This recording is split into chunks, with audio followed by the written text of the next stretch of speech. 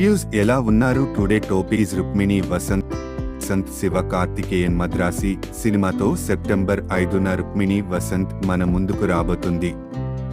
ఆమె గురించి మరికొన్ని వివరాలను తెలుసుకుందాం.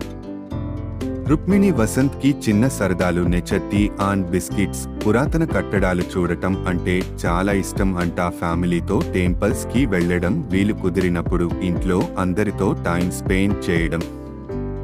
అలాగే రుక్మిణికి బంకమన్నుతో రకరకాల పాత్రలు చేయడం, ఖాళీగా ఉన్న టైంలో విచిత్ర ఆకృతులను చేస్తుంది.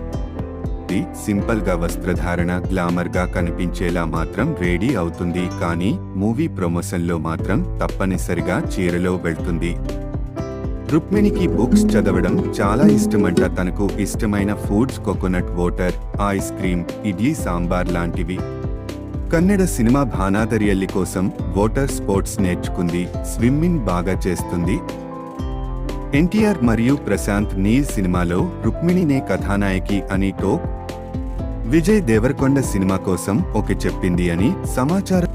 తారా చాప్టర్ 1లో రుక్మిణి లుక్ ఈ మధ్యనే విడుదల చేశారు. యాష్ మూవీ టాక్సిడ్లో కూడా ఈమె కథానాయిక. చాలా కాలంగా ఇన్స్టాగ్రామ్ వేలల్లో ఉన్న ఫాలోవర్స్ సప్త సాగరాలు తరువాత లక్షల్లో ఇన్స్టాగ్రామ్ ఫాలోవర్స్ పెరిగారు. మీకు ఈ వీడియో నచ్చితే లైక్ చేసి డెలిబెట్ ఛానల్ ని సబ్స్క్రైబ్ చేసుకోవడం మర్చిపోవద్దు.